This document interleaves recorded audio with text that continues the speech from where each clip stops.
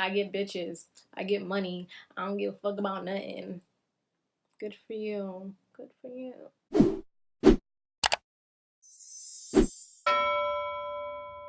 Hey butterflies, welcome back to the Mental Health Comic Verse. Thank you so much for tuning in. It's your girl Ivy. So last time I talked about finding hope, and I feel like at the end of the video I didn't really make sense. So at the end of the video I said, watch out for your defense mechanisms and attach your hope to reality, which was really a long way of saying watch out for those trust issues.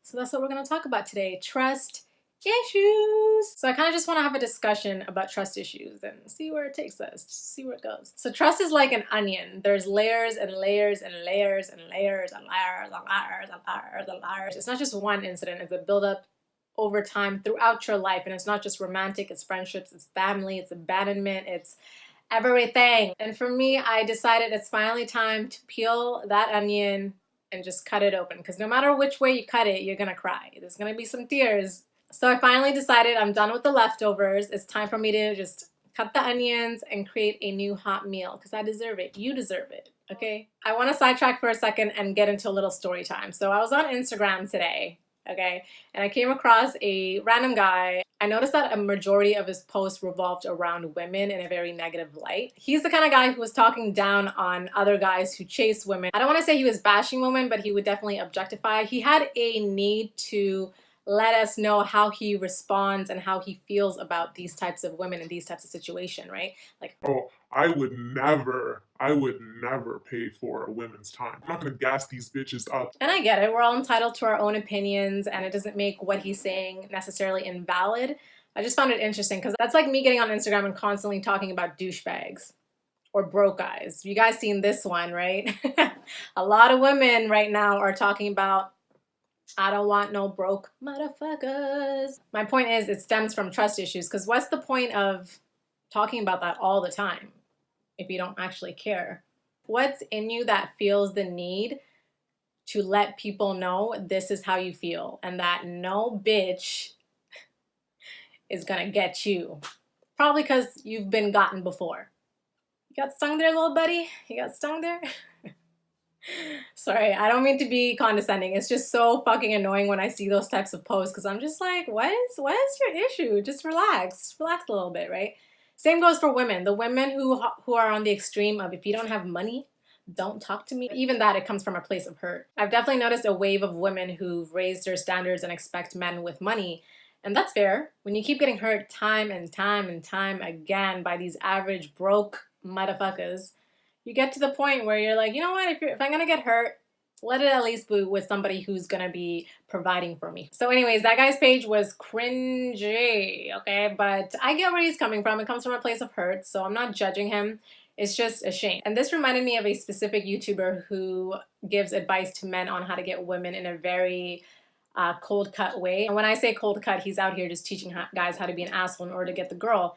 And it works. I'm not going to deny that it does work. But keep in mind that these tactics only attract unhealthy people, because you're not going to get a person with a healthy attachment style who's not broken subconsciously falling for that type of bullshit. So I guess if you're just looking to mess around, that's what you want to do, and you want to intentionally attract unhealthy people, that's up to you.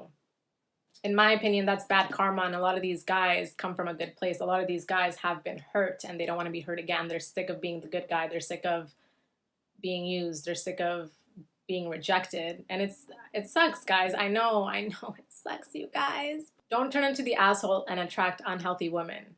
Work on yourself, fix yourself. All this shit that I talk about, self-love and all this stuff, it doesn't just apply to women. I know it sounds so cheesy and then so like, right? All right, so trust issues. It is not an easy thing to overcome. Our defense mechanism, our subconscious, is constantly finding ways to make sure we don't get hurt again. And just like everything else, it starts with self-awareness, because number one, you got to identify that you even have trust issues and what kind of trust issue that you have. Once you've identified where it comes from and how you're acting, then you can work on shifting your perception and having healthier, trusting relationships. So there are multiple ways that we act when we have trust issues. One, anger. The bitterness is real. The salt, just throw the entire damn box in there. Two, arrogance. And three, isolation. So first, be aware of your trust issues and identify in which way that you're acting. For me, it was isolation. Secondly, I asked myself this question, and I feel like this question is more important than anything else before you tackle your relationships with other people. Just like everything else, it starts with you. Do you trust yourself? Do you trust yourself? There are so many ways that we lose trust in ourselves and begin to doubt ourselves.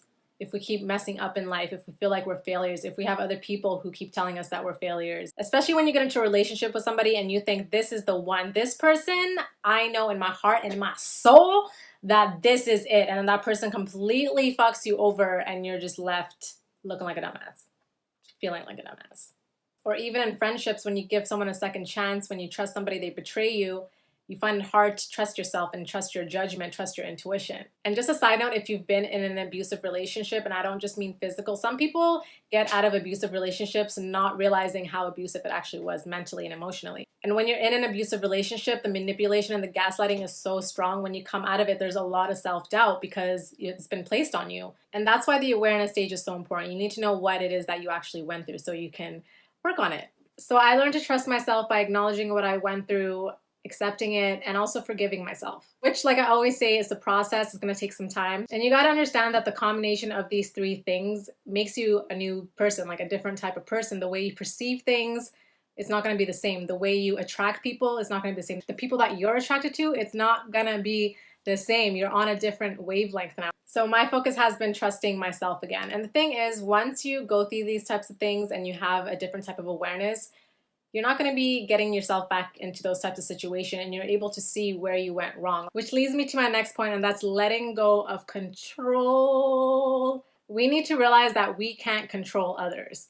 No matter how connected we are to somebody, if you're like this, if you're thick and thin since kindergarten, since whatever, at the end of the day, they are their own person. So they're their own person, and that might sound like an obvious thing, but when you're with somebody, when you're in a relationship with somebody, and they're going through an internal battle, just to use an extreme example, if someone's going through depression, it can be hard for the other person to understand, why is my love or our relationship or our happiness not enough for you? Like, what do you mean?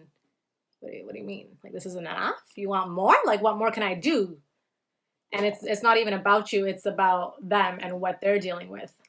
So I say all of that to say, when people screw us over, it feels like a personal attack, but they're not trying to attack you, they're just trying to help themselves. Even in intense situations where they're harming you and they're intentionally trying to hurt you, it's because they're trying to serve themselves. They're trying to get rid of a pain and a piece of them that's hurting inside, and they're trying to release that by putting it onto you. I mean, it's not going to help, but they think it will, which is why they get to that point. You know what I mean? Like, there's always a self-serving reason. So letting go of control was something that really helped me put things into perspective. And also letting go of the expectations that we have on people, because we can't control them. We can't expect them to do as we do. We are different people. We are our own person. Every time we expect something out of people, that's when you're disappointed. It's one thing, don't get me wrong, you can have standards, right? But when you expect, which leads me to my next point, the gray area, right? I used to think that everything was black and white. You cheat or you don't cheat. If you're going to cheat, you should just leave them. Like, I never understood that when I was younger. I never understood why people stayed in relationships when they got cheated on or when there was just like messed up shit. And as I got older, I realized there are a lot of gray areas, especially when it comes to family, because family you're tied to forever in a sense, right? And whether that's family that you're born into or family that you chose, there's always that cord that's always going to connect you. And it's up to you whether you're going to entertain that connection or not, how toxic it is. That's all on your discretion. And that's where it can be a little difficult, because it's the gray area. Like, who's going to tell you it's okay, you should give this person another chance, or no, it's not okay, because everything is different. Everything is circumstantial. And this is why trusting yourself and knowing yourself, being in tune with your intuition is so important, because then you'll be in a better space to make that judgment if this person does deserve another chance or not. It's all up to you. Last thing I want to quickly go over is paranoia. When you go through abuse or trauma, any type of trauma, you're constantly kind of looking over your shoulder. Is something going to happen? Is something bad going to happen? What's going to happen? The paranoia is real, and it just takes time. It takes healing. You have to face your traumas, subconscious, all that stuff, and just really focus on that. I've been on the receiving end of someone who has trust issues, both romantically and in friendship, and it is not fun. It's really confusing, because you're just like, what? Because you just want to hang out, and like, you're just doing you, everything's all good, and they're just doubting you, they're questioning this, questioning that, they're interrogating you.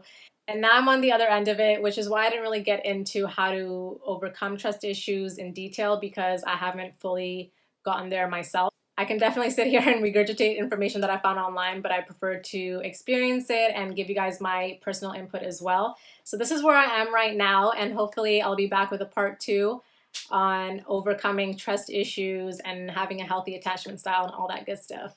All right, you guys, so that was my little chit chat on trust issues. I hope it was helpful regardless, and I will see you guys next time. Stay fly and free.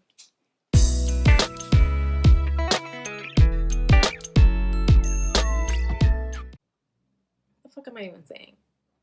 Why are you talking about onions?